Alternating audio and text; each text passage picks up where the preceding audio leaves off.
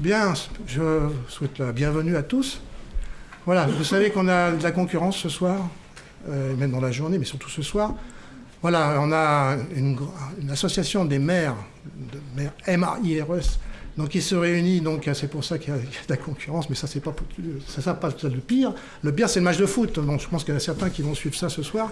Voilà, donc on va essayer d'être bien cadré comme on le fait la plupart du temps, commencer comme il faut à l'heure, c'est ce qu'on fait tout de suite. Voilà, on est un petit peu, je suis désolé d'ailleurs, voilà, vous allez voir, il nous manque de la couleur sur l'écran. Alors, que je vous explique, ici on a une salle qui va être entièrement réaménagée. Les travaux ont déjà un peu commencé sur le côté, vous avez peut-être pu voir ça à l'entrée. Voilà, ça va être réaménagé dans l'année prochaine, donc tout ce qui est là-dedans, il n'y a pas de frais de réparation ou d'entretien, et ça va être entièrement changé. Donc on refera encore une réunion ici, en principe, voilà, je vous l'annonce, mais on va le voir en détail l'année prochaine, et après on va regarder où c'est qu'on peut se mettre, peut-être, on nous prêtera peut-être une salle à côté, aux 3 rue de Berry, ce sera encore la Fédération des Travaux Publics, et puis après, si je cherche ailleurs, pour pouvoir qu'on puisse se réunir comme ça, une centaine de personnes, une salle, c'est pas évident à trouver, surtout si on peut l'avoir gracieusement, naturellement. C'est encore mieux si on peut trouver. Si vous avez des idées, je suis preneur. Hein, voilà. Voilà, avant de commencer, le titre, vous l'avez, vous avez tous eu déjà le programme, le détail. Voilà, le programme, vous l'avez là, mais vous l'avez déjà, on va le revoir tout de suite derrière.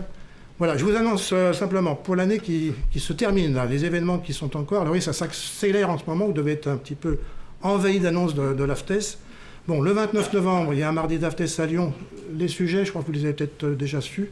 Hein, ça sera une nouvelle présentation sur les matériaux excavés, ce qu'on en fait. Et puis, les jeunes et les travaux souterrains, ce qu'ils en pensent et ce qu'ils attendent de la profession. Le 1er décembre, vous avez dû avoir l'annonce hier ou peut-être aujourd'hui.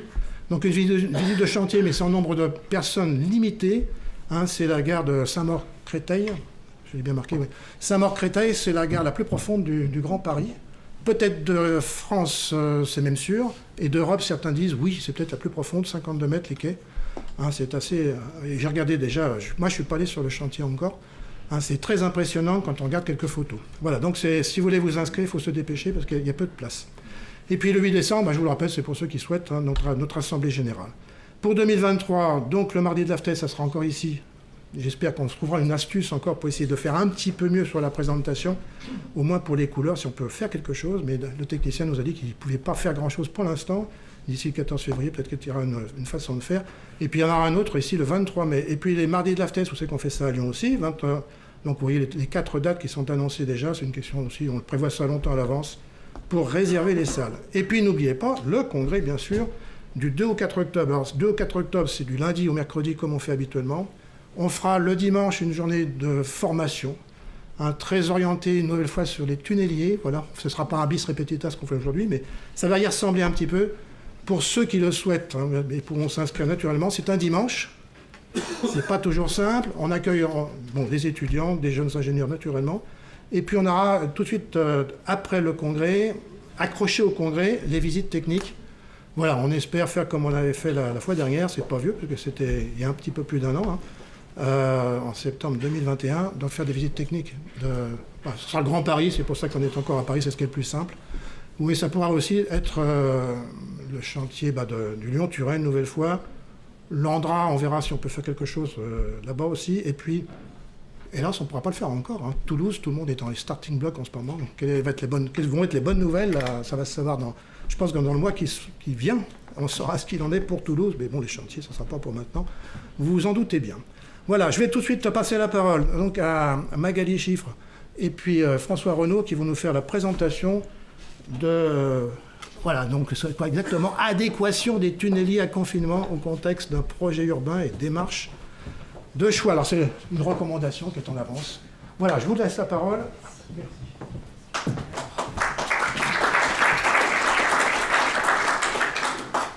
Bonsoir à tous.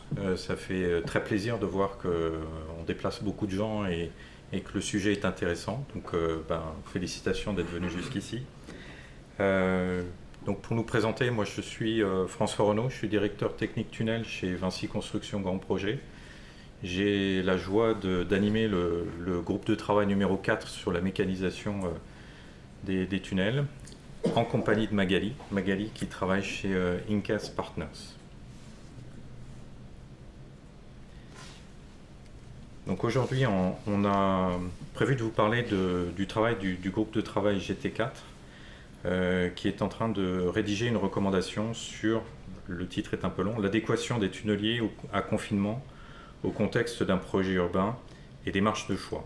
Donc le titre est long et on va essayer de vous expliquer un petit peu tout ça, quoi. Donc on va commencer par rappeler un petit peu le travail du GT4 qui ne se contente pas de rédiger cette recommandation. Ensuite, on évoquera les grands axes qui ont dirigé la rédaction de cette recommandation. On reviendra sur les types de machines, les constats sur le fait que les types de machines sont de plus en plus polyvalentes. On évoquera aussi un peu les choix de confinement et on reviendra sur une méthodologie qu'on s'apprête à proposer au travers de cette recommandation pour essayer de tracer ou de représenter la démarche de choix des machines, quoi. Et puis je reviendrai en dernier sur les conclusions, quelques points clés qu'on souhaite faire ressortir de cette recommandation, quoi. Alors pour ce qui est de notre groupe, on est aujourd'hui une trentaine de personnes, j'en ai vu pas mal dans la salle, donc ceux que je n'ai pas vus, je les salue maintenant.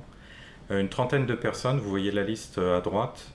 On a essayé de constituer un groupe qui soit assez équilibré, c'est-à-dire qu'on a une proportion qu'on a essayé d'avoir assez répartie entre les maîtres d'ouvrage, les ingénieries, les entreprises et puis les constructeurs, quoi. Donc vous voyez la répartition sur le diagramme du milieu. Donc ces 30 participants se réunissent 4 ou 5 fois par an. On a eu une période sans réunion pendant les périodes de Covid, et puis Magali et moi on était bien occupés, donc il y a eu une période où on s'est moins vu, mais ça repart. On a une réunion vendredi de cette semaine. Et donc vous voyez sur la photo de chantier que vous voyez là, on fait une partie de nos réunions sur chantier aussi. Donc vous voyez que le GT4 c'est du lourd. Si vous avez arrivé à lire, 740 kg à la bascule. Donc, voilà. Donc pour en venir sur l'activité du GT4, je vous disais que ça ne se contente pas de la rédaction de cette nouvelle recommandation. On a en charge aussi d'animer la production de ce qu'on appelle les fiches tunneliers. Donc aujourd'hui, des fiches tunneliers, il y en a 140. Vous pouvez retrouver la liste des fiches existantes sur un document qui est sur le site de l'AFTES maintenant, dont vous voyez la photo sur la partie droite de l'écran. Et donc je tiens à remercier Nicolas Berthaud du CETU qui est très investi dans ce travail qui est assez compliqué en fait, puisque la forme des fiches est assez pointue. Et j'encourage chacun d'entre vous à participer à la rédaction ou à proposer la rédaction de ces fiches. Je rappelle que c'est quand même une excellente manière de faire voir à la profession que vous avez acquis des expériences dans certains domaines, dans certaines configurations particulières. C'est de la publicité pour vos entreprises qui est vraiment bon marché, quoi. Donc voilà, n'hésitez pas à le faire, quoi. Alors maintenant, pour en venir au sujet de ce soir, notre nouvelle recommandation. Il faut savoir que la recommandation, comme on le disait, elle n'est pas complètement terminée. On rentre dans une phase, il y a déjà eu une première relecture interne, mais on va rentrer dans une phase de relecture un peu plus intense. Mais il nous a semblé que c'était un bon moment de faire un point d'étape avec vous pour pouvoir vous présenter les axes majeurs qui ressortent de nos réflexions dans le groupe. Et en fait, ce qu'on fera, c'est qu'une fois que la rédaction sera aboutie, que les relectures seront terminées, je pense qu'on organisera d'autres représentations comme celle-ci, où on rentrera dans le cœur de la recommandation pour expliquer ce qu'on a voulu dire et quels sont les messages importants à retenir. Elle fait suite à deux premières recommandations. Donc, il y a une première recommandation en 86, une autre en l'an 2000. Elle ne s'y substitue pas complètement. En fait, l'origine du choix de ce thème pour notre recommandation, en fait, c'est issu d'un document qui avait été préparé par le GT4 auparavant, qui s'appelle l'état de l'art sur les tunneliers, et qui avait fait ressortir qu'il y avait un besoin d'expliciter ou de faire évoluer un peu la façon de travailler dans le choix des tunneliers, quoi. Donc en fait, on est parti donc, dans la rédaction de cette recommandation et on a fait assez rapidement ressortir quelques axes forts et qui nous semblent intéressants de partager avec vous ce soir. La première chose, ça a été pour nous d'identifier les particularités d'un projet en site urbain. Comme vous l'avez vu dans le titre, on parle de projet en site urbain. Pourquoi les sites urbains? On l'explicitera un petit peu plus loin, mais c'est un des points de départ de notre réflexion. Deuxième grand axe de réflexion, ça a été de s'attacher aux natures de confinement en priorité et de ne plus attaquer le problème d'un choix de tunnelier par le choix du tunnelier. Ça, c'est quelque chose qui nous est apparu important parce que maintenant, en fait, on dispose d'une offre de tunneliers qui est extrêmement vaste. On a pu 3 types de tunneliers. En fait, on a des tunneliers, voire des tunneliers multimodes, des tunneliers avec des accessoires supplémentaires qui permettent d'élargir le panel de fonctionnement de ces machines. Donc voilà, on est parti, on a mené cette réflexion en disant on va s'attacher d'abord au confinement avant de choisir le type de machine qu'on va utiliser.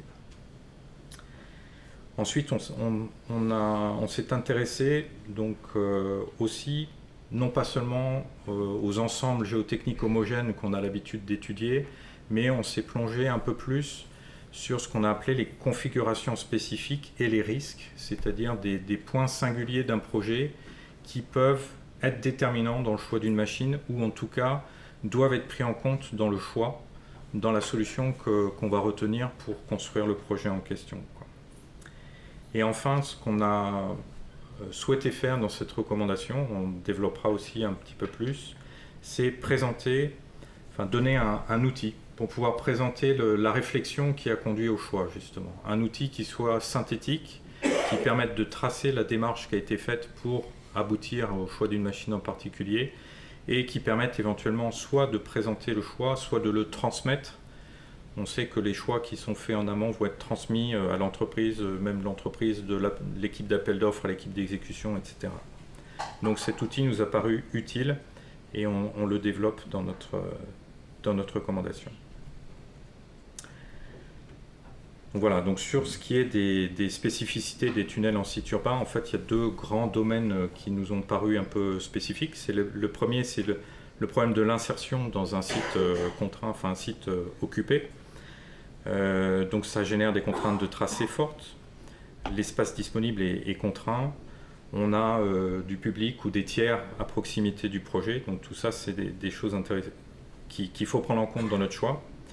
Et puis, ce sont des sujets qui sont souvent techniquement plus complexes, puisque les villes étant construites dans des zones alluvionnaires la plupart du temps, on a des caractéristiques de terrain qui sont parfois médiocres, ou des situations un peu compliquées avec de la pollution ou des nappes. Et on se rend compte aussi que pour la viabilité de nos projets, généralement, ils sont faits avec faible couverture. Donc ça, c'est une autre contrainte à prendre en compte. Donc de ce constat, en fait, on en a tiré trois objectifs. C'est-à-dire que quand on a à opérer un choix d'une machine, on s'est dit, finalement, quelle est la question à se poser? En fait, la question, elle est triple. Il faut qu'on réponde à 3 types d'objectifs. Le premier, qui est un incontournable, c'est qu'il faut qu'on soit capable de creuser en sécurité. Bon, ça, on n'a pas le choix. Le deuxième, c'est qu'il faut que le développement de notre projet soit transparent vis-à-vis des tiers, vis-à-vis de la ville sous laquelle est creusé cet ouvrage. Et puis le troisième, celui-là il est un peu plus connu, il faut être performant. Donc du point de vue sécurité, donc sans mystère, en fait, quand on parle de sécurité, il faut faire en sorte que notre projet ne soit pas l'objet d'instabilité et que les déformations générées par le creusement soient acceptables du point de vue du bâti. Donc ça, c'est des problématiques qui sont classiques et on les traite en fait dans le contexte de cette recommandation sous l'aspect du confinement. C'est-à-dire qu'on va étudier en fonction de la géotechnique du projet quels sont les confinements qui sont acceptables. Donc en fonction du contexte géotechnique du projet, on va définir quels sont les 3 types de confinements connus qui sont acceptables, soit pâteux, soit liquide, soit gazeux, ce sont les grandes familles, mais à ce stade-là, on n'en exclut aucune et on ne parle pas encore de choix de machine, on parle juste de confinement. Ensuite, le sujet de la transparence. Ben là, c'est lié encore une fois au contexte urbain. Il faut qu'on arrive à minimiser nos nuisances, enfin les nuisances apportées par le projet, donc que ce soit du bruit, des vibrations, de la pollution induite par notre activité. On sait que la gestion des déblais est un sujet qui est très prégnant en environnement urbain, donc il faut qu'on arrive à donner des informations sur ce sujet-là pour pouvoir opérer un choix en toute connaissance de cause. L'autre aspect important dans la transparence, c'est qu'il faut qu'on arrive à s'inscrire dans les surfaces qui sont mises à disposition, donc les installations de chantier. On sait qu'on est en site urbain, le foncier est quelque chose qui est un problème, donc en fonction du foncier qui est mis à disposition, quelles sont les contraintes ou quels sont les types de machines qui peuvent être impactés par le manque de place, par exemple. Voilà. Et puis la performance, en fait, il y a deux aspects principaux. Il faut voir qu'on n'a pas fait une étude de prix d'un tunnel. Ce n'était pas l'objet. Ici, on est dans un contexte où on veut faire un choix en différents types de machines. Donc on s'est attaché uniquement aux aspects qui étaient discriminants entre les types de machines possibles. Et donc on s'est attaché au coût des machines, au coût des équipements associés à ces machines, à leur coût de fonctionnement dans une certaine mesure, au coût lié à l'évacuation des déblais. Donc ça, c'est tous les principaux aspects coûts qu'on fait ressortir dans l'analyse. Et ensuite, d'un point de vue durée de réalisation, qui fait aussi partie du coût du projet, bien sûr, est-ce qu'il y a des discriminants en termes de temps de montage, temps de démarrage? Donc Guy parlera tout à l'heure des problématiques de démarrage en site urbain contraint. Donc ça, c'est un aspect qui est important dans le choix. Et puis, on a regardé aussi s'il y avait des conséquences, par exemple, sur la durée de creusement elle-même en fonction du choix de machine qui est opéré. Voilà, maintenant, je vais laisser Magali développer un peu plus le contenu de ces chapitres. Ok. Alors, comme vous l'a dit François, les machines sont aujourd'hui de plus en plus polyvalentes et elles disposent d'équipements supplémentaires. Le but de ce que je vais vous montrer là, c'est plus de donner un aperçu de ce qu'il y a dans le texte et pas vraiment de rentrer dans le détail du contenu parce qu'on n'en a pas suffisamment de temps. Donc, on s'est appuyé sur l'état de l'art. Et pourquoi est-ce qu'on est reparti de ça? Parce que pour arriver à dire on peut utiliser tel ou tel type de confinement ou de machine dans un environnement donné, il faut déjà savoir qu'est-ce que c'est faire, qu'est-ce qu'est capable de faire cette machine. Et donc, dans l'état de l'art, je rappelle, c'est une publication que vous trouvez ici d'ailleurs, là, pour ceux qui ne l'ont pas.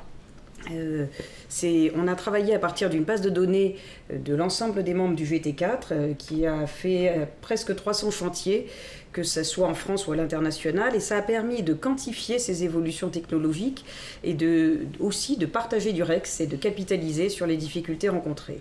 À partir de là, ça nous a permis, dans le texte actuel qui est centré, lui, que sur les tunneliers pressurisés, l'état de l'art, il fait un panorama complet sur, y compris les tunneliers à grande profondeur, dont par exemple vous parlera Gérard en troisième partie.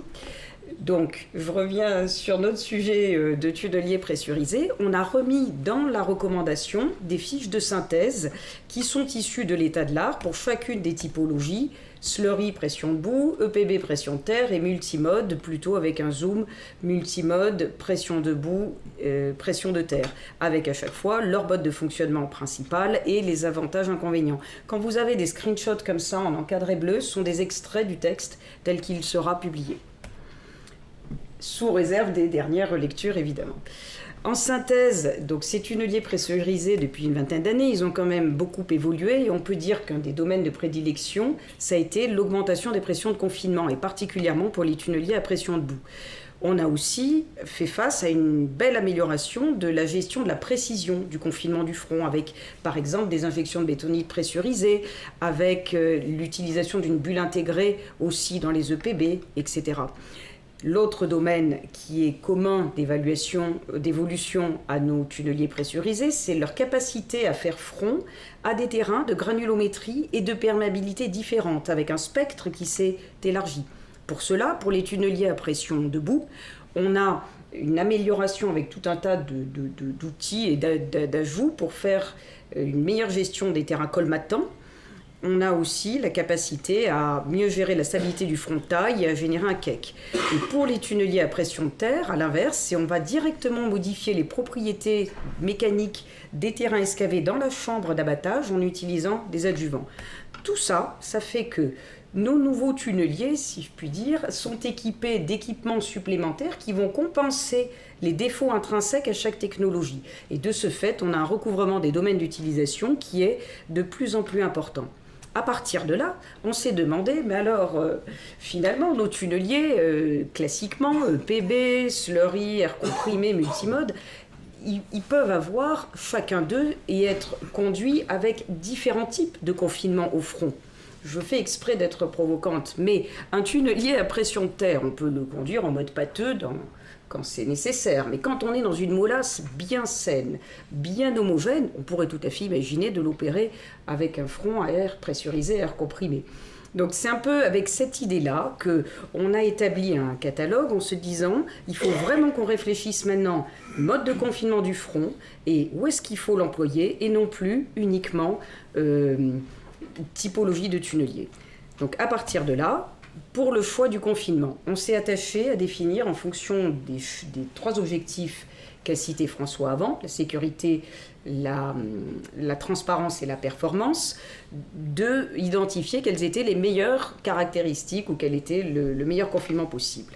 Donc par rapport à l'objectif de sécurité, la recommandation est construite avec un premier chapitre dédié aux zones techniques homogènes. Et pour chacune des 3 modes de confinement, on décrit leur fonctionnement et ensuite les conditions optimales de mise en œuvre. Je ne rentre pas dans le détail de définition des conditions optimales, ce sont des choses qui se trouveront dans la recommandation et qui vont guider le concepteur pour aller vers ce choix de confinement. Simplement, on peut dire que dans les conditions optimales de mise en œuvre de chaque mode, pour le mode pâteux, il s'agit de terrains qui vont avoir une part importante de fines avec une faible perméabilité. Pour le mode liquide, pression de boue, ces conditions optimales d'application, c'est plutôt des terrains sablo-graveleux à sablo-limoneux avec cette fois-ci des fortes perméabilités et la présence de la nappe phréatique.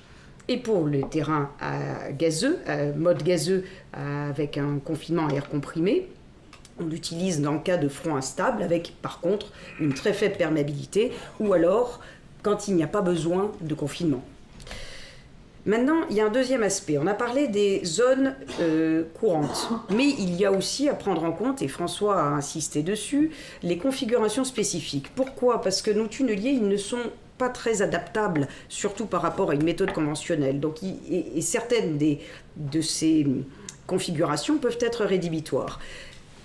Il faut anticiper ces points-là parce que les conséquences sur le tunnelier et sur le chantier peuvent être très lourdes et conduire à plusieurs mois d'arrêt dans certains cas. Donc, notre recommandation, c'est vraiment d'essayer de prendre en compte lors de la sélection du tunnelier, et pas que, du tunnelier et de ses équipements, ces différentes configurations. Alors, elles peuvent être à la fois des singularités, qui vont être d'origine naturelle ou alors d'origine anthropique, comme des carrières. C'est aussi notre tunnelier qui franchit tout un tas de terrains sur plusieurs kilomètres, des secteurs dans lesquels on a des transitions avec des horizons très contrastés. Cela va nous permettre d'avoir l'anticipation suffisante pour identifier des mesures d'atténuation ou des contre-mesures qui permettront de mieux gérer le passage de ces singularités et de ces configurations spécifiques. Dans le texte, on a tout d'abord fait un chapitre dédié à l'identification pour des configurations spécifiques qui nous ont semblé les plus critiques vis-à-vis des tunneliers pressurisés. On s'est attaché à regarder là ce qui était aussi potentiellement discriminant selon les technologies. On n'est pas en train de raconter le contexte classique. Et donc les cas de figure sont tout ce qui est terrain collant, colmatage, la présence de blocs ou alors rencontre d'obstacles anthropiques, les vides, les karstes ou bien des carrières, la présence de fronts mixtes auxquels on est confronté dans presque tous les projets et le risque de rencontre de pollution. Pour chacun de ces risques, ici, on vous montre juste un exemple. On a construit des fiches qui permettent de se doter à tous d'un langage commun où on va définir le phénomène pour savoir précisément de quoi on parle. On va prendre le temps, je pense, c'est important ça, de bien identifier l'événement redouté, distinguer le phénomène de la conséquence potentielle de l'événement redouté sur le tunnelier. et avec une indication sur sa prévisibilité. Est-ce qu'on est capable de savoir, je donne cet exemple-là, comme celui de la fiche, en cas on est dans les alluvions fluviatiles du Rhône, tiens, pour ne pas les nommer, et on sait qu'on va être en présence de blocs. On est certain qu'il y a l'existence de ces blocs. En revanche, leur localisation, leur quantité, leur taille, on n'est pas capable de caractériser ça précisément. Et on voulait donner un peu ce guide de lecture-là. Le deuxième point, une fois qu'on a les idées claires sur les phénomènes potentiels rencontrés, c'est d'essayer de se poser les questions sur quelles peuvent en être les conséquences avec, selon le type de confinement, sur le tunnelier et ses équipements. Vous avez là donc l'objectif de ces fiches qui sont présentées. Dans la partie qui est à gauche de l'écran, normalement c'était en bleu, il y a l'identification pour chaque type de confinement, et il y a une fiche correspondant à chaque typologie de configuration spécifique. On évalue le niveau d'impact. Par exemple, en cas de rencontre d'un bloc, on va se retrouver avec un niveau d'impact élevé qui impose, si on n'a pas prévu d'équiper le tunnelier avec les équipements nécessaires, d'arrêter le creusement pour aller faire une intervention devant le front et arriver au front pour essayer de réduire le bloc. La deuxième partie, qui est sur la partie de droite, qui est en violet normalement, c'est cette fois-ci l'identification des contre-mesures sur la base un peu de...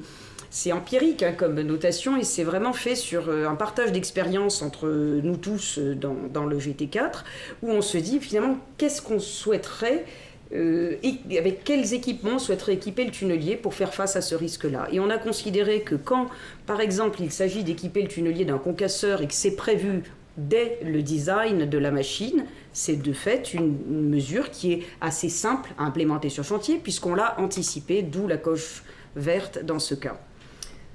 Donc, le deuxième objectif, maintenant, c'est de réfléchir à l'adéquation du tunnelier vis-à-vis de l'insertion urbaine et donc de sa transparence. Donc, dans la recommandation, vous trouverez l'impact environnemental des travaux, déblais, vibrations, puits, pollution existante, et une deuxième partie qui traitera des contraintes urbaines d'installation de chantier.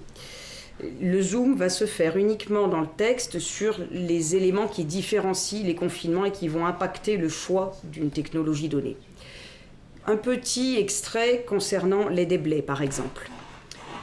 Je ne vais pas aller trop dans le détail, mais la question à se poser, c'est finalement, quand on choisit une technologie de confinement et qu'on se demande quelle est sa conséquence par rapport au déblai, c'est plus seulement le confinement qu'il faut regarder, mais plutôt comment est-ce qu'on va effectuer le marinage. Est-ce qu'on fait un marinage hydraulique ? Est-ce qu'on fait un marinage par convoyeur ou berline ? Et cela a des impacts sur la quantité de matériaux à escaver, à entreposer. Et donc la quantité directe de nombre de camions. Et les technologies ne sont pas égales. C'est-à-dire que selon qu'on a un marinage hydraulique, c'est le cas pratique qui a été étudié à droite, ou que l'on a, c'est la partie basse du graphe ou la partie haute du graphe, c'est un marinage par convoyeur berline. Le poids de terrain en place qui vaut X, est supérieur ensuite quand il se retrouve sur le tas de marinage, selon que l'on a la teneur en eau du matériau et selon son mode d'évacuation. C'est simplement ça qu'on voulait aussi commencer à... Ces messages-là sont importants. Le terrain en place est différent de ce qu'il y a sur le tas de marinage. Et ces messages, souvent, nos maîtres d'ouvrage n'en sont pas familiers. Sur l'installation de chantier, le message est très simple, c'est s'inscrire dans ce qui est mis à disposition par le maître d'ouvrage et qui souvent peut être étendu. Vous avez l'exemple de la centrale du projet EOL sur la Seine, qui est complètement en encorbellement au-dessus de la Seine, et à droite, la photo du Grand Paris Express, ligne lot 16, lot 1. Là-dessus, nous avons, au sein du GT4, essayé de rétablir la vérité. Est-ce qu'il y a une réelle discrimination et est-ce qu'on saurait quantifier la discrimination de taille entre les cas où on a des tunneliers? Alors, je vais de nouveau ici m'attacher au mode de marinage et au fait qu'il y a une centrale de séparation, donc un marinage liquide ou multimode associé à une centrale de séparation va nécessiter un espace plus abondant que, ça semble évident, mais on a préféré le revérifier à partir de quelques projets sur lesquels on a analysé les données, et c'est les graphes que vous voyez. Quand il y a des flèches, c'est que l'espace est surabondant. Quand on a la coche, c'est que l'espace a permis de ne pas affecter la productivité du chantier. Dans ce cas, on voit que la limite n'est pas la même entre les tunneliers à marinage liquide et avec centrale de séparation, et on a besoin de moins d'espace quand on n'a pas besoin de centrale. Je ne vais pas plus loin sur le sujet. Quant à l'objectif de performance, oui, on va parler des coûts, mais par contre, on ne vous trouvera pas un catalogue de prix dans notre recommandation. Ce n'est pas l'essence de notre travail. Là-dessus, ce que je peux simplement rappeler, c'est que la durée de réalisation est très liée d'une part au montage et au démarrage du tunnelier, mais aussi à la géologie des terrains rencontrés, et très dépendante de la présence d'argile, et très dépendante aussi du coût de la taille de l'installation de chantier. Ensuite, il ne faut pas s'attacher qu'à la cadence de creusement, il faut aussi s'attacher aux pannes, au temps d'arrêt, à la maintenance, et qui sont eux aussi discriminants selon le type de technologie. À partir de là, je souhaite partager avec François ce qui vous annonçait, c'est la méthodologie que nous trouvons la plus lisible pour justement tracer et aider le concepteur et ensuite l'entreprise à justifier son choix. Et vous trouverez donc dans notre recommandation une proposition de maquette qui a été construite sur un cas théorique. Un cas théorique qui peut ressembler à certains projets, on ne le dira pas, mais lyonnais, mais qui a été quand même repensé en rajoutant volontairement pour faire un exercice neutre. Le but de cette maquette, c'est d'expliquer ses choix et d'assurer la traçabilité, et surtout de localiser les spécificités le long du tracé. Quand on le regarde ici de façon zoomée, c'est vraiment de se poser la question, notre tunnelier, il doit traverser toute une série de terrains, et lui, on va pas le changer en cours de route. Donc il faut absolument avoir cette anticipation d'aller identifier les points singuliers, par exemple passage sous-fluvial, autoroute, les bâtis sensibles, tout cela, vous allez dire c'est évident. Ce qui n'est pas évident, c'est de le synthétiser dans une démarche sous la forme d'une maquette. Et on a eu en tout cas, de notre retour d'expérience, c'était que c'était pas, tout le monde ne travaillait pas de cette façon-là. À partir de là, on déroule le raisonnement pour aller jusqu'à identifier quel est le mode de confinement le plus adapté et dans quel cas est-ce qu'il n'est pas recommandé. Donc vraiment, on n'est pas encore à la machine, on est au type de confinement. Et seulement après, on se demande selon quel serait le ou les tunneliers possibles à ce stade de l'étude. Par exemple, dans ce cas-là, deux possibilités émergées, soit un tunnelier à pression debout, soit un tunnelier multimode, qui est la partie basse du graphique. Et dans ce cas-là, on peut déjà anticiper, et c'est un outil qui est utile pour la suite du chantier, parce qu'il permet d'anticiper aussi les zones de cadence réduite, les zones où le 7 jours sur 7 est imposé, par exemple aussi des zones où on va proscrire la réalisation d'interventions hyperbares au front, qui sont toujours des opérations à risque. Donc j'en ai terminé avec notre méthode et je laisse François présenter les conclusions.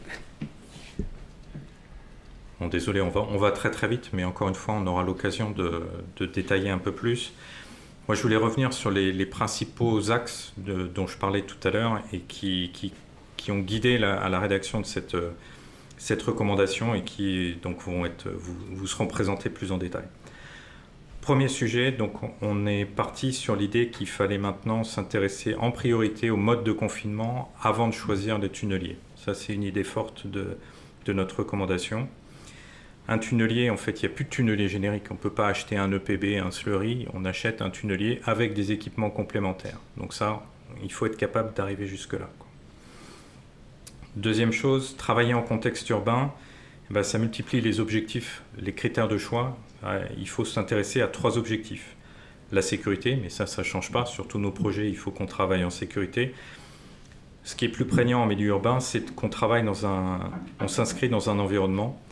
Et puis, dernier point, bon ça c'est plus habituel, il faut optimiser coût et délai pour être compétitif. Troisième idée forte de notre recommandation, c'est qu'on veut tracer, on veut pouvoir présenter et expliquer des choix. Et donc l'outil qu'on a retenu d'utiliser ou qu'on propose d'utiliser, donc c'est la maquette dont vient vous parler Magali. Après, on a conservé en fait deux idées qui, à notre avis, doivent être gardées en tête. C'est que quand on procède au choix d'un tunnelier, il faut aussi considérer l'expérience de l'entreprise.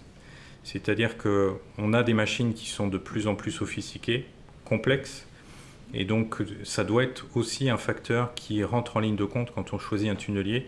Il faut que l'entreprise ait les capacités à gérer cette machine, à gérer cette complexité, quoi. Et puis, dernière idée qu'on a même conservée dans l'introduction de notre recommandation, mais je la rappelle à toutes fins utiles, c'est pas parce qu'on a un tunnelier qu'on va être capable de passer partout. Et donc, il faut aussi reconnaître les limites de la mécanisation. Et parfois, il faut soit changer le tracé, soit procéder à d'autres modifications, comme par exemple des traitements de terrain. Mais voilà, c'est des choses qu'on ne voulait pas gommer à travers cette recommandation. Et j'en ai fini. Merci. Merci.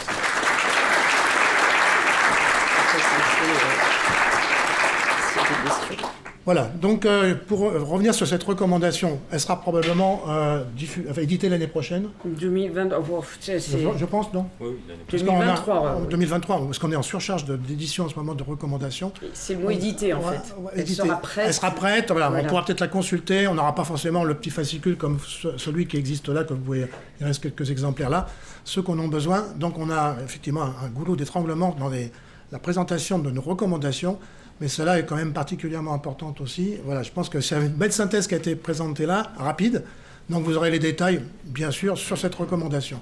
On va prendre juste une ou deux questions, parce qu'on est juste dans le créneau. Voilà, celui qui... Est-ce qu'il y a des questions déjà? Parce que peut-être, non, si on n'a pas, ça sera... Bon. Il y en a toujours, la première question, c'est toujours un peu compliqué. Bon, écoutez, on va poursuivre, si ça vous revient, on prendra les questions à la fin. On va poursuivre tout de suite, ça sera aussi bien. Donc on va appeler Guy Lechantre, qui va nous parler justement, on a évoqué ça déjà plusieurs fois, des installations, savoir où on se met, en site fortement urbanisé. Je vous évoquais tout à l'heure le chantier de la gare de Saint-Maur-Créteil, ceux qui pourront s'inscrire, il y a un super caractère pour les 20 personnes. Voilà, donc ils vont pouvoir visiter ce chantier, vous verrez comment c'est compliqué, mais ça on le voit un peu partout aujourd'hui. Il y a peu d'endroits, quand on construit surtout les métros aujourd'hui, on est toujours dans un milieu très restreint, et voilà, il faut choisir son environnement. Voilà, Guy, c'est à toi. Bonsoir. Alors Guy Lechantre, société Recknecht, donc membre du GT4 et je participe surtout à la bascule, hein, François. Alors je vais vous parler effectivement je vais vous faire un petit focus sur le sujet des contraintes de démarrage et de montage des tunneliers en site urbain. Alors déjà, je vais vous reparler un peu des tunneliers. Bon, vous les connaissez déjà, mais ce qui est important, c'est de bien se rendre compte qu'en fait, un tunnelier, c'est quand même une machine qui fait 100 mètres de long. Alors, quasiment quel que soit le diamètre, hein, parce que généralement, c'est à peu près toujours assez constant, hormis si on parle des tunneliers au rocher, mais là, on est dans un site urbain, donc on est bien dans ce domaine-là. On a des machines qui font à peu près 100 mètres de long, c'est pas toujours le cas pour les stations, où on va les mettre. Et derrière, en fait, ce tunnelier, c'est un bouclier qui pèse 1000 tonnes, qui a souvent entre 20 et 30 éléments assez lourds à mettre en place, et un train suiveur qui fait, lui, 400 à 500 tonnes et qui a une cinquantaine d'éléments à mettre en place. Donc quand on a dit ça, après, on va voir où est-ce qu'on le met, et généralement, on est dans des sites qui sont plutôt exigus en milieu urbain.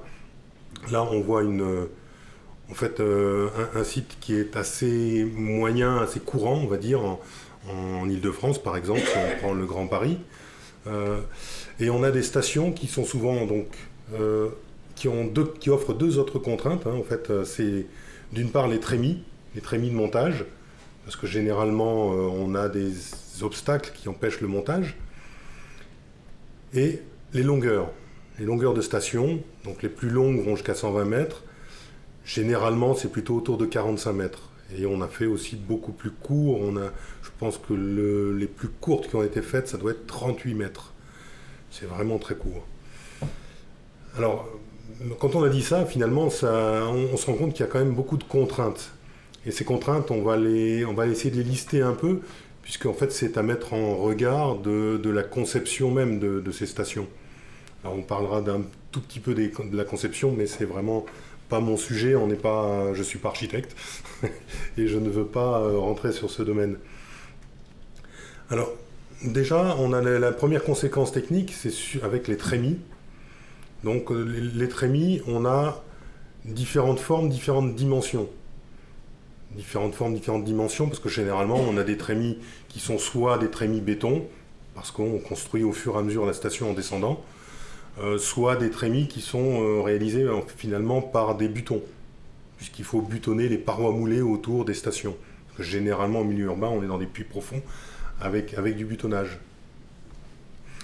Alors finalement ces conséquences, c'est généralement une impossibilité, la plus grosse c'est une impossibilité de prémontage en surface, parce que si on a vraiment beaucoup de place, on va prémonter au maximum en surface, ce qui permet de gagner du temps, parce que généralement, l'approvisionnement d'un tunnelier, c'est une petite année, la préparation du site, c'est une petite année, donc on est toujours à peu près dans les temps, mais c'est toujours un peu serré, et si on peut gagner du temps, c'est là où on peut le gagner, c'est de faire du prémontage. Là, on peut être bloqué sur le prémontage, on peut être bloqué au point de nécessité de découper en plus petits morceaux la machine pour la monter, d'être obligé de faire des rotations dans deux sens, ou avec une deuxième grue, ou avec des treuils de forte charge. Et puis on peut être aussi amené à faire des ripages en fond de puits derrière, qui vont être des phases complémentaires de montage. En dehors de cette forme et de cette dimension, il y a leur nombre et leur position. Parce qu'effectivement, en fonction de la position dans l'axe du tunnelier ou de leur nombre, on peut réussir à avoir un montage en simultané, par exemple du bouclier et du train suiveur sur deux trémies distinctes, qui permet de gagner du temps. Ça peut être aussi une perte de temps si on n'a qu'une seule trémie et qui n'est pas correctement axée, qui va nécessiter de monter par élément, de riper d'un côté, ensuite monter un autre élément, de riper de l'autre. On peut avoir des phases multiples de ripage. Et quelquefois aussi des déplacements latéraux, on l'a vu sur le Grand Paris avec des déplacements sur coussin d'air de tunneliers. Donc tout ça, ce sont des étapes complémentaires qui sont nécessaires, liées à ces trémies. Maintenant, si on reprend le tunnelier tel que je vous l'avais montré tout à l'heure, on voit effectivement toute cette surface que l'on veut essayer de monter et qu'on ne peut pas monter au départ. Donc on voit, en fait, j'ai représenté à peu près trois longueurs de stations, pour trois échelles de problématiques au montage. Alors effectivement, une station de 120 mètres, on arrive à monter tout l'ensemble, un tunnelier de 100 mètres, on le monte complètement, et on peut y mettre les équipements complets d'exploitation du tunnel. Ça permet un démarrage rapide. C'est très rare, ça arrive. Ça arrive aussi de temps en temps, même en zone urbaine, lorsqu'on a des entrées en tranchée. C'est arrivé plusieurs fois. C'est arrivé sur le tramway de Viroflay. Ça va arriver là sur la ligne 17, sur le lot 1 de la ligne 17, un redémarrage. Ça arrivera sur la ligne 18 à Saint-Quentin-en-Yvelines. Donc ça arrive quand même, mais c'est quand même plus rare. Alors on a des démarrages avec une station qui fait 60 à 70 mètres. Là, on arrive à mettre à peu près la moitié du backup. Et ce qu'on voit un peu sur l'image, si vous arrivez à peu près à voir, c'est ce qu'on ne va pas pouvoir mettre, c'est la partie logistique. C'est tout ce qui est rallongement des tuyaux, tout ce qui est câble électrique. Donc c'est une problématique qu'il va falloir rajouter. Et ça va être une phase complémentaire au démarrage. Donc avec forcément une phase de travail en mode dégradé. Et puis ensuite, on va voir, quand on démarre avec une machine qui fait pour le coup moins de 40 mètres ou entre 40 et 50 mètres, là on est vraiment beaucoup plus contraint. Et à ce moment-là, on va même modifier un peu la structure et l'ergonomie du train suiveur pour réussir à mettre tous les éléments de production. On va essayer d'y mettre toute la motorisation, on va essayer d'y mettre l'injection du mortier, tous les éléments d'exploitation de la machine. Par contre, on va être obligé de ressortir des éléments, notamment c'est généralement les câbles, donc du coup les transformateurs, certaines armoires électriques. Donc ça va faire encore une étape complémentaire avec une obligation d'y mettre des ombiliques, enfin des extensions de câbles qui sont souvent des contraintes assez lourdes. Alors je vais vous montrer quelques photos. Là, une photo d'une station qui faisait plus de 100 mètres, donc le tunnelier était monté complètement. Donc là, l'avantage, on voit sur la partie gauche une cloche de démarrage avec un bâti de poussée et le tunnelier qui est dans la cloche et tout le train suiveur qui est étalé à la queue leu-leu. Après, je vais vous montrer une autre vue, là où on a beaucoup plus de contraintes. Là, c'est les conséquences, effectivement, lorsqu'on a une station beaucoup plus courte. Alors, les conséquences sur le montage. Donc, on a un montage et un démarrage, d'ailleurs, en plusieurs phases. J'en ai parlé juste avant. Mais on a donc les extensions de câbles, on le voit sur les photos ici, des extensions de câbles ou de flexibles hydrauliques. On a généralement tout le montage des équipements de puits qui sont aussi provisoires. On voit les convoyeurs sur le côté qui sont provisoires. Et généralement, on a un espace de travail limité. Donc avec des problématiques de risque et des problématiques qui génèrent du temps aussi. Et l'ergonomie des premières remorques, elle est forcément un peu dégradée. Mais ce qu'on oublie souvent, c'est qu'elle est dégradée pour la durée. Puisqu'on va essayer de compacter un maximum sur les premières remorques, ce qui fait que ça, on ne va pas le reprendre dans les phases suivantes de redémarrage, et donc on va le garder pour la durée du chantier. Donc ça fait partie des contraintes que l'on a. Alors, un autre exemple, là, le précédent c'était un tunnel à pression de terre, là c'est un tunnelier avec un circuit de marinage. Donc on voit sur la partie gauche, on voit un puits avec des trémies qui sont faites par des butons, finalement. Hein, donc. Mais on voit très bien donc je ne sais pas si on peut voir, là, je ne sais pas si vous voyez, si on peut mettre le pointeur. Bon, vous reconnaîtrez, on voit effectivement là aussi une cloche de démarrage avec un bâti de poussée et le train suiveur, et on voit très vite au fond, sur la photo du milieu, le fond de la station. Et sur la photo de gauche, on voit le fond de la station avec la première remorque qui est juste au fond. Et on voit sur la photo de droite la complexité de démarrage avec des flexibles de marinage et des câbles d'alimentation en grand nombre. Et donc ça, c'est effectivement des contraintes que l'on retrouve lorsqu'on démarre avec des machines très courtes. Mais on n'a pas simplement ces contraintes-là, ça ce sont les contraintes de la machine, mais il y a les contraintes également du chantier. Donc les contraintes de démarrage avec la logistique temporaire est souvent un peu complexe. Là, on le voit pour l'approvisionnement des anneaux. Donc, et c'est toujours aussi un mode dégradé qui est beaucoup plus lent. Donc ça nécessite un démarrage avec un mode dégradé beaucoup plus lent.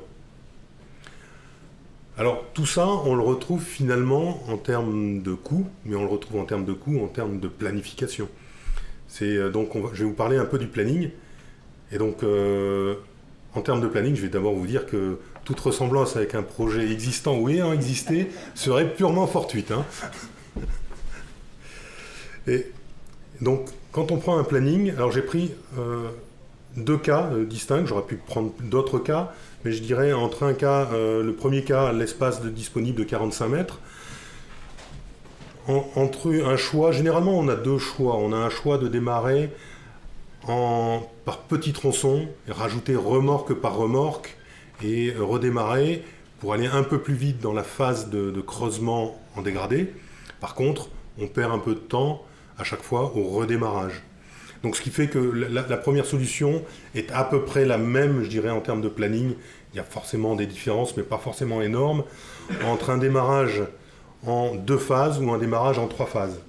Donc là, je vous ai présenté un démarrage en 3 phases, où on va commencer par effectivement de démarrer, donc de monter la machine et de démarrer avec des branchements et les essais à minima, avec une seule remorque, avec un avancement dégradé au départ qui est très lent, qui va être sur à peu près 25 mètres, de quoi remonter une deuxième remorque, qui va permettre effectivement de travailler de manière un peu plus aisée. Donc, on a un montage d'une deuxième remorque, on a forcément à nouveau une phase de branchement et d'essai, qui vient en plus de ce qui a déjà été fait. Hein. Et à nouveau, un fonctionnement en mode dégradé. À nouveau, un remontage de la suite des remorques, et ensuite de la configuration définitive du puits. À nouveau, des essais, et à partir de là, on va pouvoir fonctionner en creusement de tunnel. J'y ai pas mis, mais en fait, il y aura aussi une période de mise en cadence à partir de ce moment-là. Et on va la comparer avec un tunnelier qui a démarré complet. On a le montage complet du tunnelier et des équipements dans le puits. On a le branchement et les essais, et ensuite on a une mise en cadence sur 100 mètres. Et ensuite, on va pouvoir travailler en continu. On voit que, bon là, j'ai dessiné à peu près 2 mois de décalage. Bon, j'ai volontairement pas mis d'échelle très précise, parce que c'est très variable, ça dépendra des projets. Mais c'est quelque chose qui a un poids, et qui a un poids financier notamment. Donc c'est quelque chose qu'il faut pouvoir prendre en compte. Alors, effectivement, je ne suis pas architecte, donc je ne connais pas ce point-là, mais c'est important de pouvoir dire, de mettre finalement l'architecture d'une station avec des fonctions qui sont à très long terme, donc très importantes, un coût sur l'agrandissement d'une station pour pouvoir permettre un bon démarrage, et peut-être, pourquoi pas, une valorisation de cet agrandissement possible dans l'exploitation de cette station, la mettre à contrario avec un surcoût de planning, un surcoût de montage et un surcoût d'exploitation en mode dégradé. Donc tout ça, ça a un coût global. Donc j'ai volontairement pas parlé de prix, mais je pense que ce sera assez facile à avoir des ordres de grandeur de prix, en tout cas pour la partie surcoût. Après, pour la partie architecture, là je laisserai aux maîtres d'ouvrage et aux architectes le soin de regarder ça. Voilà, moi je vous remercie.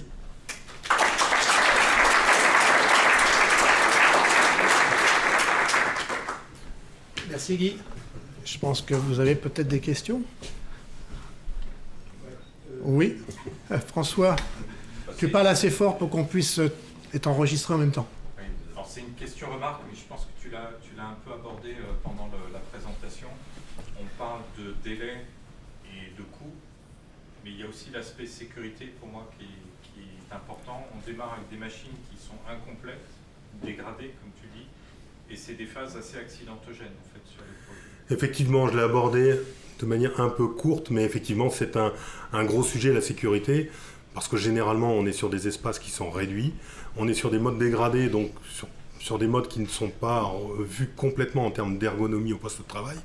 Et comme je l'ai dit aussi, l'ergonomie même des premières remorques que l'on va essayer de compléter au maximum pour éviter ces périodes trop dégradées, ben on va les compacter et on va perdre aussi en ergonomie. Et l'ergonomie, c'est quand même de la sécurité au poste de travail. Oui. Oui, Magali ? Oui, Gerline aussi. Tu parles des stations. Et cet exemple-là, tu l'as construit par rapport aux stations de Grand Paris qui sont déjà, me semble-t-il, assez grandes. Qu'en est-il des puits? Si on a un puits, est-ce qu'il y a vraiment une dimension minimale? Parce que souvent, le cas se trouve aussi que vis-à-vis de la station, tu as complètement raison, l'architecture, c'est un autre sujet. Mais en revanche, quand on doit construire un puits dédié au montage du tunnelier, et qu'on est dans la pampa, qu'on a la possibilité de faire la bonne taille de puits, là-dessus, est-ce qu'il y a des préconisations? Alors, lorsqu'on a des puits, lorsqu'on a des contraintes effectivement très fortes, ça arrive, on le connaît, certains le connaissent ici, sur des petits diamètres, notamment pour les tunnels de réseaux d'égouts, par exemple, des réseaux d'eau. On va, il y en a qui connaissent. Tu me regardes, à quoi tu penses? On va effectivement avoir des puits qui sont de petite taille, mais dans ces cas-là, on va essayer quand même d'avoir une galerie à l'arrière. On va essayer de construire en souterrain, du coup, une galerie à l'arrière. Parce que sinon, dans les dimensions mini, j'en ai parlé tout à l'heure, 40 mètres, c'est déjà très petit. Et par exemple, sur la région parisienne, je pourrais citer le cas des halls, par exemple, où il y avait une photo tout à l'heure, des halls, le puits était vraiment très petit, mais on avait la partie d'une galerie qui avait déjà été réalisée, qui a servi donc à monter les premières remorques, à les glisser en arrière, et ensuite à monter le tunnelier. Pour dire, le puits, on avait la place pour le tunnelier. On avait 1 mètre de chaque côté, et là aussi, c'était extrêmement limite en termes de sécurité, comme tu le disais, François. Dans les gabarits de la SGP en ce moment, la taille minimum dont on a besoin pour descendre un tunnelier. C'est une quarantaine de mètres, c'est le minimum. Diamètre. Mais diamètre? Quel que soit le diamètre. Non, mais quand on dit 40 mètres, ça peut être aussi un rectangle, mais minimum, c'est 40 mètres de longueur. C'est 40 mètres de longueur. Que ce soit en diamètre ou en longueur. Après, sur les espaces latéraux, c'est sûr, plus on en a, mieux c'est, mais il faut au moins 2,50 m à 3 mètres. C'est ce qu'on a généralement, mais quelquefois on a beaucoup moins, et ça pose des problèmes, parce que on est comme tout le monde, on a des machines qui sont assez grandes, assez hautes. Il faut pouvoir y mettre des moyens de levage, des nacelles. Donc il faut pouvoir faire circuler des nacelles sur les côtés. Et ça, c'est souvent une des contraintes la plus importante, au niveau latéral. Il y a des questions supplémentaires? Oui. Ah, j'ai cru. Non. Oui. Est-ce que la devise elle est identique pour le démontage ou Le problème, on va répéter la question. Est-ce que c'est la même chose pour le démontage? Est-ce que c'est la même chose pour le démontage? Alors, c'est souvent un peu différent pour le démontage. On a une partie de problématique qui peut être identique parce qu'effectivement, dans certains cas, on va replier tout l'ensemble au puits de départ, ou en tout cas une bonne partie, le train suiveur par exemple. On peut replier le train suiveur par le puits de départ et sortir en très gros éléments. Donc c'est une problématique qui existe aussi, qui est souvent un peu différente parce que généralement on sort dans un puits qui est beaucoup plus petit et on découpe au fur et à mesure la machine pour la sortir en éléments.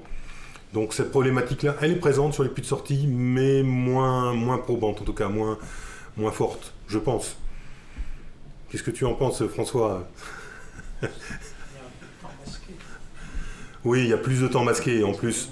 Il y a moins cette problématique de planning, de coût de planning, je pense. Et la sécurité, t'as pas d'avoir à creuser avec quelque chose qui n'est pas fini. Exactement. On n'est plus en exploitation, on est en démontage, là, complètement. On n'a pas l'exploitation en mode dégradé. On a juste la contrainte de rendre une machine pour toucher son buyback.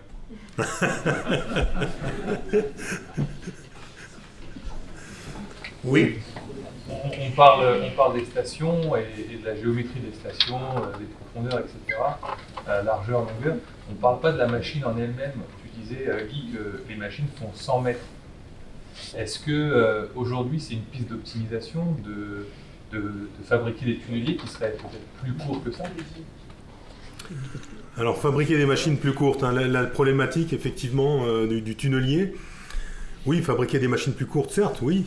Mais alors, encore faut-il réussir à tout caser à l'intérieur, puisqu'on a des machines qui sont de plus en plus performantes, mais performantes, ça veut dire un peu plus d'équipement, ça veut dire souvent un peu plus de puissance, et tout ça, ça prend de la place. Donc, on cherche à optimiser, effectivement. On peut optimiser de certaines manières, changer la forme des remorques, par exemple. Il y a certaines choses que l'on peut faire, mais on a du mal à réduire beaucoup, parce que si on réduit de plus en plus, on va arriver finalement à ce que je disais tout à l'heure. On va compacter et on va perdre en ergonomie. Et ce sont des machines qui nécessitent un entretien, une maintenance. Donc l'ergonomie au poste de travail, elle est importante aussi. Pas simplement en termes d'exploitation, mais aussi en termes de maintenance. Donc il faut garder à l'esprit l'ergonomie. Et l'ergonomie, c'est quand même de l'espace. C'est beaucoup d'espace. Et au niveau du puits, qu'on soit en pression de terre ou pression de boue, est-ce que ça change beaucoup de choses au niveau de du dimensionnement? Alors ça n'a pas forcément énormément d'impact. Ça a un peu d'impact parce que généralement sur une pression de terre, on va retrouver un convoyeur à bande. Généralement maintenant, on a plutôt tendance à avoir des convoyeurs verticaux qui sont assez volumineux, une tour à bande. Donc ça, ce sont des contraintes qui sont quelquefois assez lourdes. Donc, on a d'ailleurs d'autres solutions. On a des solutions avec des pompes à piston pour essayer en phase provisoire, mais c'est toujours un mode dégradé et un mode provisoire. Voilà, et en installation de surface, un tout petit peu en dehors de la copie de l'installation proprement dite du tunnelier, quand on est à la différence de marinage aussi, donc de pression de terre ou pression de boue, en surface, les dimensionnements du stockage ou du retraitement de la boue. Est-ce qu'il y a Alors, je pense que un paramètre important? Ça revient peut-être à la question. C'est des sujets c'est une question qu'on regarde. qu'on a évoquée tout à l'heure. On t'invitera. Parce que c'est toujours important de savoir où on stocke, parce que je me suis aperçu quand même, c'est que les installations de stockage de terre, surtout pour essayer de les identifier, savoir ce qu'il y a dedans, c'est devenu de plus en plus important. Aujourd'hui, l'identification des sols, effectivement, accentue l'espace nécessaire. Et peut-être que dans notre analyse, effectivement, ça va rentrer en compte. Un petit argument supplémentaire à rajouter. Non, il y est déjà. Il y est, mais savoir comment on peut le dimensionner, voilà, c'est ça le problème. Ok. Y a-t-il une question? Mais on va reprendre des questions tout de suite après, peut-être. On arrête là. Bon, Gérard à 5. Merci en tout cas, Guy. C'était super. Merci.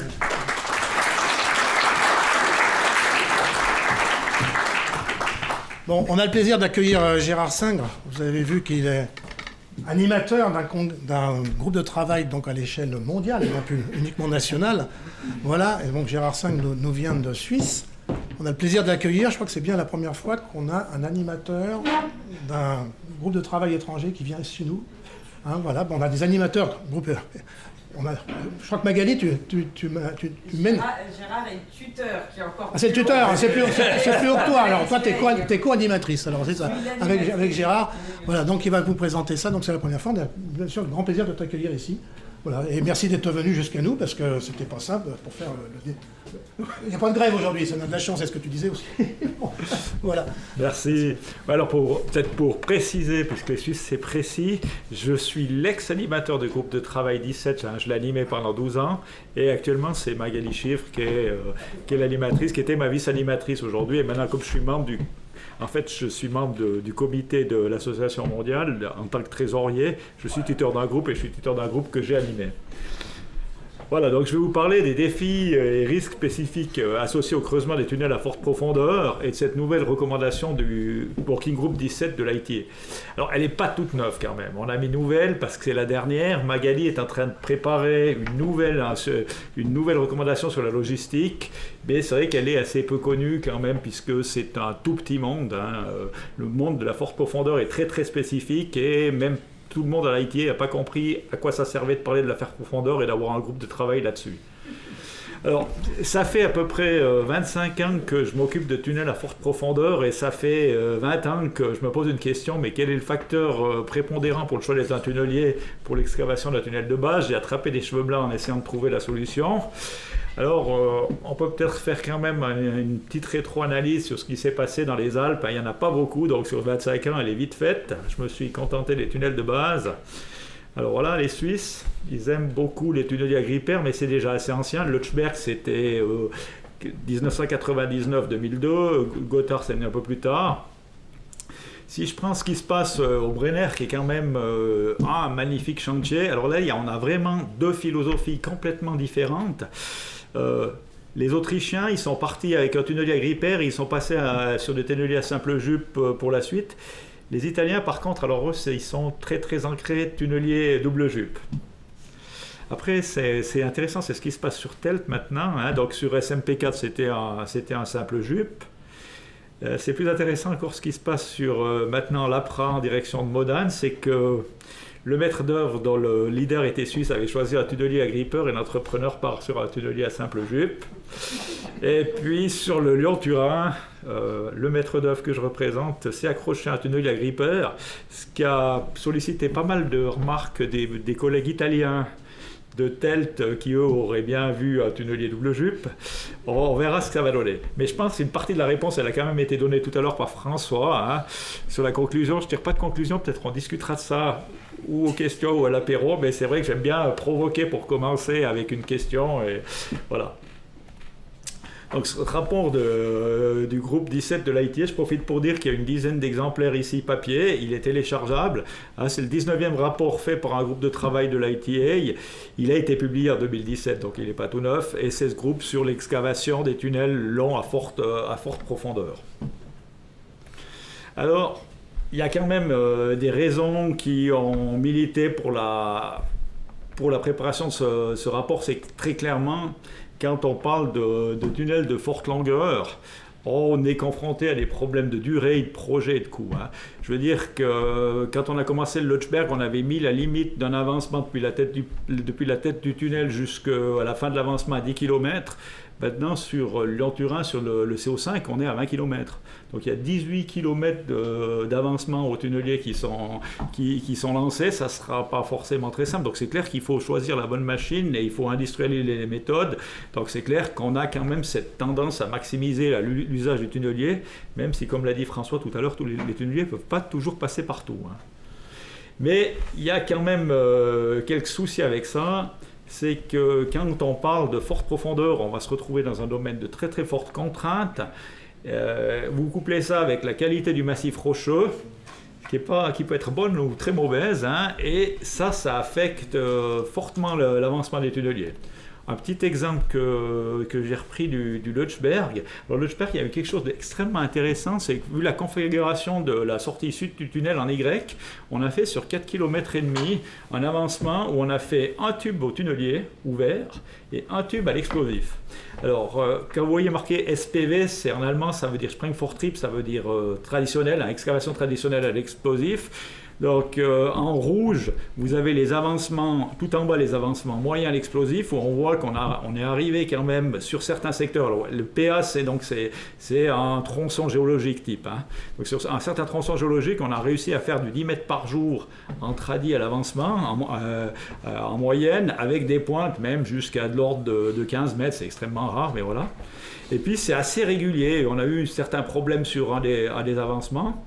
Et puis, en tunnelier, c'est nettement plus contrasté. Hein. Si vous regardez ce que vous avez sur le tronçon 11 ou sur le tronçon 18, il y a quand même des choses qui sont plus dures. Bon, sur ce tunnelier roche dure, c'est quand même des très bonnes machines. On peut avancer facilement à 20 mètres jour. Hein, et faire des pointes au-delà de 30 mètres. Hein. À l'époque, au Lötschberg, M. Rentnecht avait promis d'offrir un bœuf à toute l'équipe, un bœuf à la broche à toute l'équipe si on passait les 30 mètres.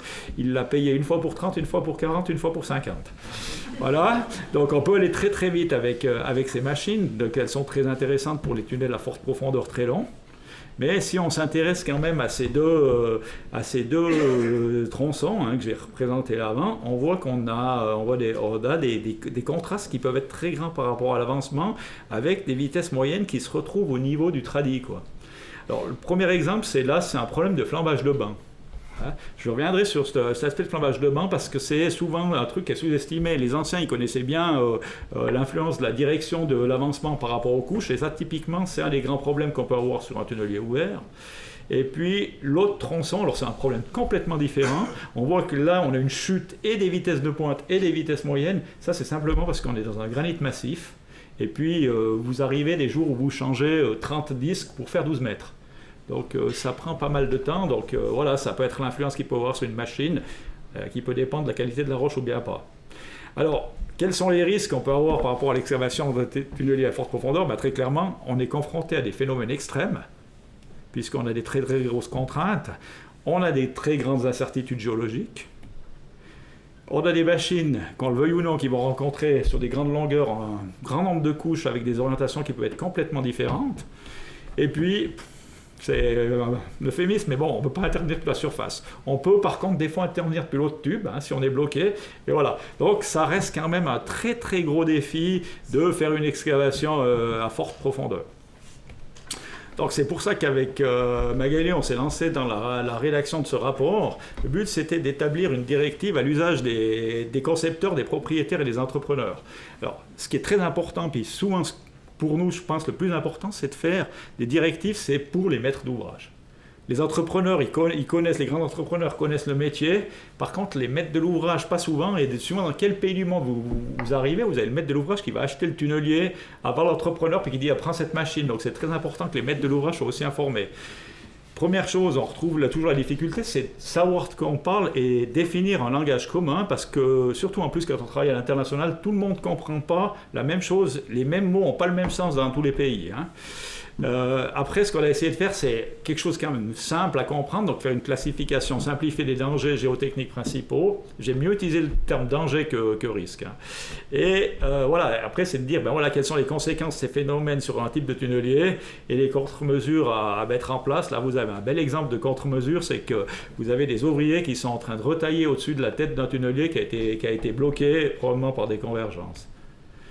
Alors voilà, les grands phénomènes qu'on va retrouver sur la forte profondeur, c'est des phénomènes liés à ce beau tableau de Martin que j'aime beaucoup, cette matrice du comportement rocheux en fonction du type de roche, si elle est massive ou si elle est très très fracturée, et l'intensité des contraintes. Donc on va se trouver très très clairement dans la partie inférieure du tableau ou la partie moyenne et inférieure du tableau. Donc on va retrouver des cas d'écaillage et si l'intensité augmente, rock burst, les fortes convergences que personnellement je distingue du flambage de banc. Et puis vous avez alors tous les problèmes d'instabilité de front qu'on va encore discuter, mais là vous venez aussi alors d'autres problèmes qui sont les fortes venues d'eau, les fortes pressions et les températures élevées.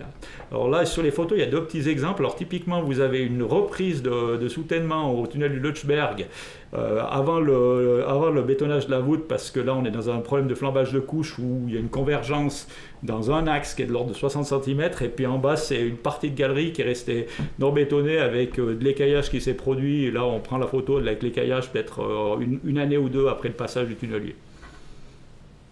Alors, si on prend les cas d'écaillage, là, vous avez typiquement un bel exemple d'écaillage dans du rocher massif. À la base, c'est un très très bon gneiss. Si vous regardez le haut de la voûte, elle est massive, il n'y a pas de problème. Et puis, en bas, vous avez la roche qui semble complètement fracturée. Donc, à la base, c'était un rocher massif, mais là, il est complètement fracturé. Alors, le problème que vous avez dans un cas comme ça, bon, il y a les risques pour les gens, parce que vous pouvez être dans des stades, si vous arrivez à du rock burst, vous avez l'éjection des blocs, des risques sécuritaires. Et puis, il y a un autre problème pour les tunneliers, c'est la masse de matériaux qui doit être enlevé du bas du tunnelier. Donc ça veut dire que ça impacte aussi la conception de la machine. Donc après, c'est toujours la question de savoir, quand on parle d'écaillage, quand on commence à parler vraiment de rock burst, un coup de toit, ça définit de la profondeur. Là, c'est l'exemple, on est en dessous de 25 cm, donc on peut dire qu'on est de l'écaillage. Mais vous pouvez arriver vraiment où vous avez des blocs qui sautent. Et puis, je vais montrer un autre petit exemple, peut-être que certains d'entre vous connaissent, qui est assez célèbre, c'est le tunnel de Los Olmos dans les Andes.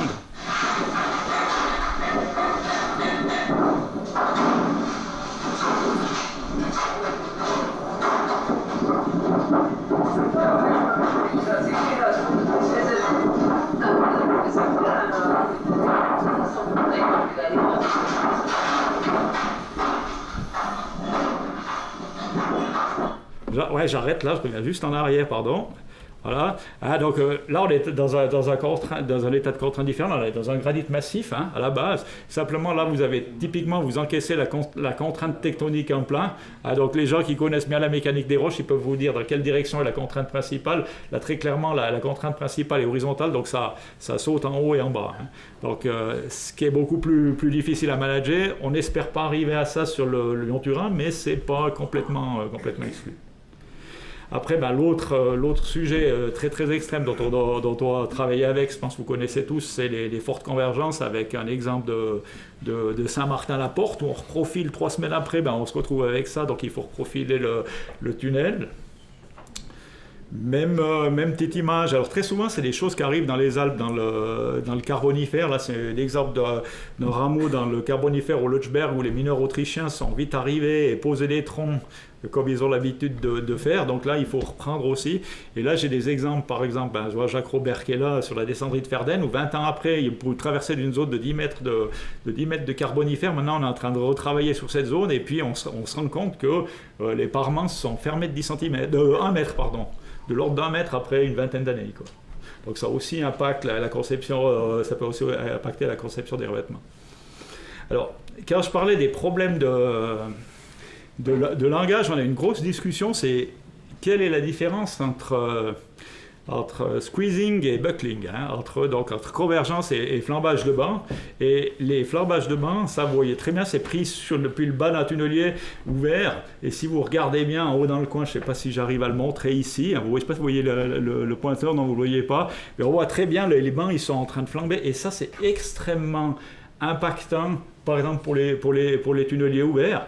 Et puis ça peut varier très très facilement en fonction de la direction des couches. Donc tout d'un coup vous passez en direction, et puis ça commence à flamber avec une convergence qui se fait seulement sur un axe.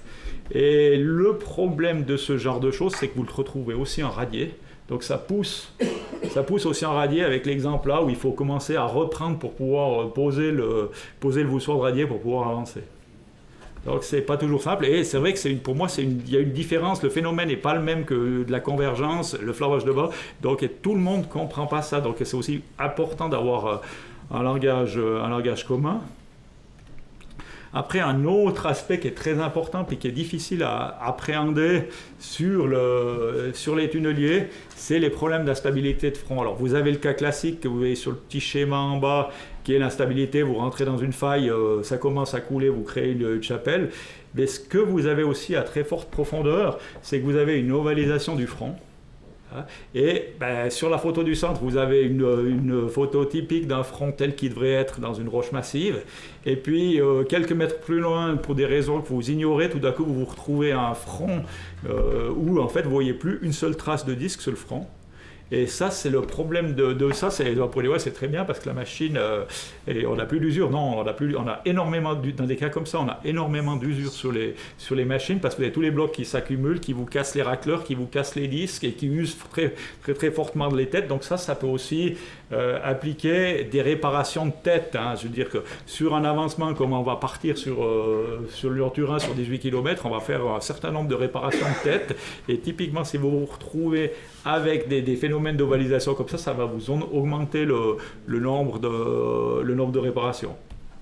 Après, la forte venue d'eau, quand vous tournez la vanne puis que vous voyez qu'il s'est marqué 30 bars, c'est pas toujours simple à régler. Sujet très très chaud maintenant politiquement pour le Lyon-Turin, je pense que vous le savez tous. Avec aussi le problème, c'est que vous avez la problématique de l'eau chaude. Donc quand vous avez un tunnel dans la température de roche qui est déjà de l'ordre de 35-40 degrés puis que vous arrivez de l'eau à 60 degrés, ça vous demande une énergie énorme, donc des énormes besoins en refroidissement pour gérer votre machine. Alors, ce qu'on a fait dans le groupe, et là on retrouve la patte de Magali, c'est de faire simplement des fiches et des champs d'expérience. La grande différence par rapport à tout ce qui peut se faire en domaine urbain, c'est que le nombre de cas est très restreint. Dans la documentation, il y a 14 cas. De facto, on a l'expérience sur 20 projets, mais on n'a pas pu non plus avoir des fiches sur un projet. Mais la méthodologie est exactement ce qui a été montré tout à l'heure. Donc c'est pour vous, c'est assez, quand vous êtes habitué à cette méthodologie, c'est assez facile à comprendre. Et bien, le but, c'est clair, c'est d'arriver à choisir la bonne machine, à concevoir la bonne machine, mettre les bons équipements dans la bonne machine. C'est exactement ce qu'a dit François tout à l'heure. Donc, pour moi, c'est clair qu'un des buts, c'est d'arriver, de faire comprendre aux clients, d'investir dans les reconnaissances géologiques, parce qu'on parle énormément de beaucoup d'argent quand on parle d'un tunnel alpin ou d'un tunnel à travers les Andes, d'investir pour essayer d'identifier tous les dangers qu'on pourrait avoir. Et puis après, nous, ce qu'on a cherché à faire en fonction des dangers possibles, on a essayé d'évaluer les conséquences par rapport à chacun des types de tunneliers pour orienter ceux qui n'ont pas forcément de l'expérience sur le choix du bon tunnelier. Alors la méthodologie, on s'est basé sur ce qui se fait au niveau international. Donc vous avez un groupe de travail qui est le groupe de travail de l'AUTES, le GT2, qui avait publié toute une méthodologie sur l'analyse de risque. Donc on retrouve les 3 degrés de risque, avec un risque qui est négligeable, un risque qui est non souhaité, mais dans lequel on peut quand même toujours prendre des mesures pour lutter, puis un risque qui est inacceptable. Donc voilà, donc on a simplement pour chacun des cas, on a analysé pour 3 types de machines, qui est soit le tunnelier roche dure, donc ouvert, un tunnelier à grippeur, soit pour les tunneliers à simple jupe qui sont nouveaux. Alors c'est pas des EPB, c'est pas des tunneliers à slurry, c'est généralement des tunneliers ouverts mais à une simple jupe, ou des doubles jupes. Quel est l'impact d'un danger, dans le cas là de la convergence et du flambage de banc, au niveau de la tête du tunnelier, au niveau de la zone du tunnelier et au niveau du backup derrière, notamment sur les tunneliers ouverts, vous devez bien distinguer les autres. Donc on a essayé de quantifier quel était le risque sur la base de l'expérience des membres du groupe. Donc c'est exactement, on a aussi, ça je l'ai dit, donc c'est vraiment un jugement d'ingénieur. Là c'est un autre cas, c'est le cas c'est les cas liés à l'écaillage et au rock burst, où on voit que le risque il peut être tout à fait inacceptable. On peut arriver dans les cas de rock burst, c'est arrivé il y a quelques années sur un projet en Inde où vous avez une démolition complète du tunnelier. Et puis l'autre aspect très très très très important, c'est quel est le risque pour la sécurité du personnel, risque qui n'est pas forcément appréhendé de la même chose dans tous les pays d'Europe et dans tous les pays du monde. Donc ce qu'on a cherché aussi à faire, c'est donc de définir des contre-mesures, donc de choisir quelles sont les mesures possibles dans ce groupe de travail pour apporter chaque type de danger ou chaque risque qu'on va rencontrer, et puis aussi d'évaluer la difficulté de mettre en œuvre ces contre-mesures sur une machine, parce que très clairement, les méthodes à mettre en œuvre ne sont pas du tout les mêmes suivant le type de machine, et de dire carrément certaines contre-mesures ne sont pas possibles pour un type de machine. Donc bon, c'est sûrement très petit, vous n'allez pas voir grand-chose, mais voilà, on a l'exemple de nouveau avec les caillages, où on est reparti. Donc c'est clair, typiquement, si vous avez un tunnelier à double jupe, ce qui va être très critique, c'est le télescope. Donc choisir peut-être une dimension de télescope qui est appropriée par rapport à l'accumulation de matériaux qui pourrait tomber dedans, hein. Et puis il y a des choses qui sont uniquement dans un type de tunnelier. Par exemple, on a le cas de l'utilisation du choix du boulonnage, qui est uniquement quelque chose qui se fait sur les tunneliers Roche-Mur. Voilà, donc cette publication, je ne vais pas rentrer plus, mais voilà, la méthodologie elle est très très proche ce qui se fait généralement dans vos groupes de travail de l'AFTES. Hein. Je remercie d'ailleurs Magali pour ça. C'est clair que c'est tout à fait un petit monde. Et je pense que vous ne savez peut-être pas tous, mais toutes les recommandations de l'AFTES, elles peuvent être téléchargées, pas de l'AFTES, de la ITES, elles peuvent être téléchargées gratuitement sur le site de l'ITES. Profitez-en, ça ne sera peut-être pas le cas dans le futur. Voilà, donc je réponds très volontiers à vos questions, et peut-être on peut commencer la discussion aussi sur le choix des machines, quoi.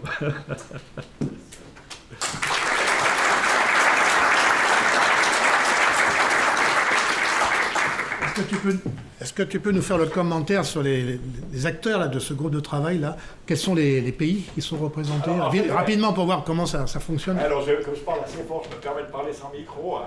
Il faut mieux parce que au niveau de l'IDA, l'Organisation mondiale transsouterrain, dans un groupe de travail, il y a un représentant par nation membre. Donc chaque nation, elle pourrait déléguer un représentant. C'est un délégué votant. Après, c'est clair qu'il y a des pays qui ont plus d'expérience que l'autre. Donc, par exemple, typiquement pour la France, des fois, c'est Magali qui représente la France, mais il y a Benjamin Lecomte qui vient aussi sur ce groupe.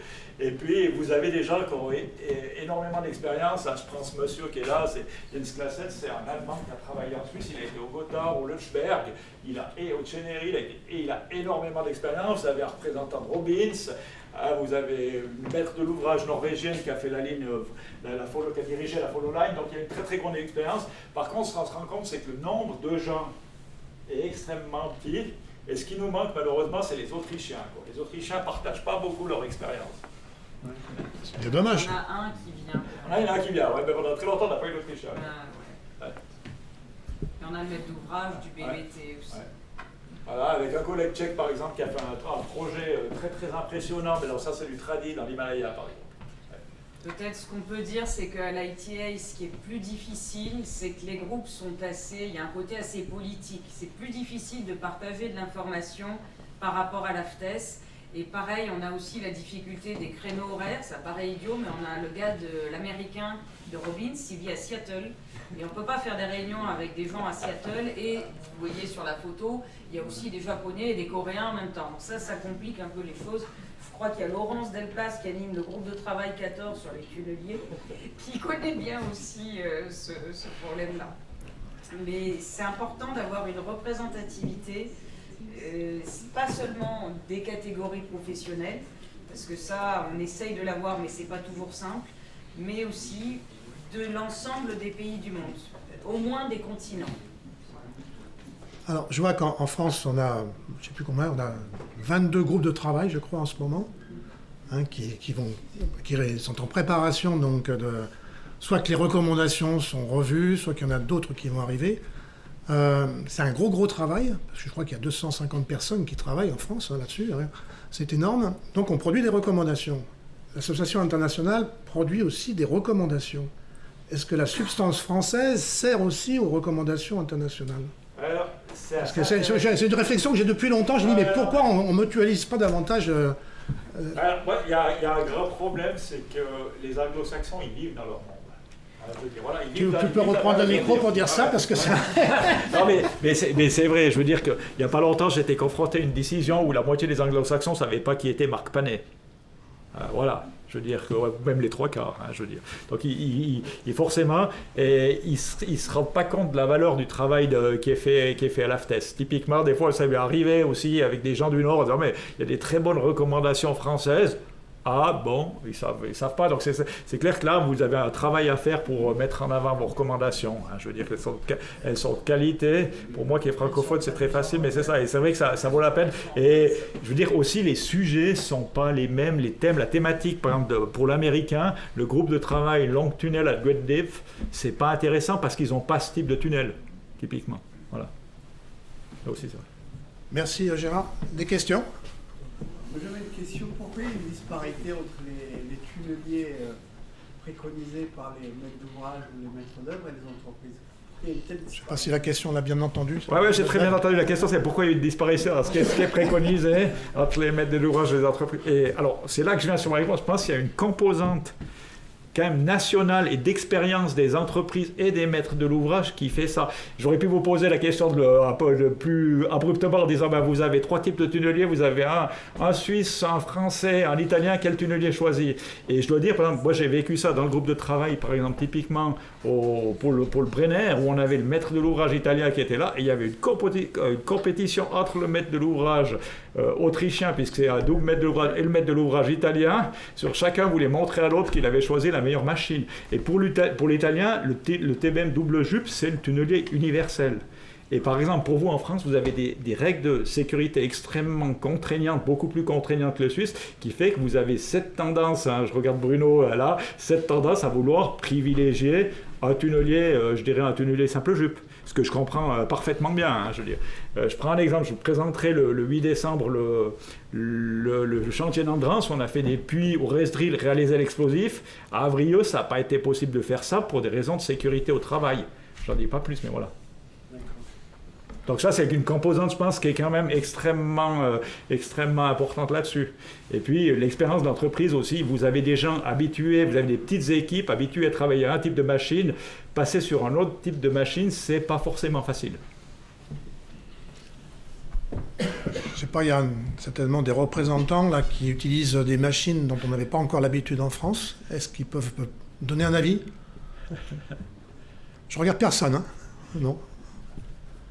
Bon, enfin, elle fonctionne, hein, je crois. Je crois savoir qu'elle fonctionne. Ok. Attends, on peut en prendre une question? Ou deux? Non? Oui, François? Est-ce que dans ce groupe de travail de l'ITES, est-ce que vous allez aussi aborder le problème du revêtement? C'est méchant, ça. Hein.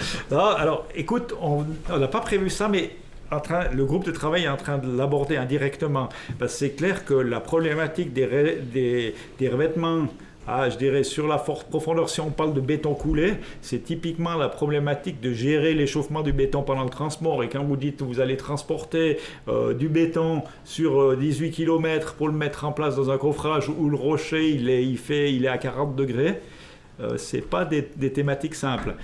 Et voilà, et plus après, tu te dis, quand on fait des tunnels qui ont 120 ans avec des très fortes profondeurs, après tu peux prendre le problème à l'inverse. Est-ce qu'un revêtement à voussoir, on est sûr que les joints tiendront?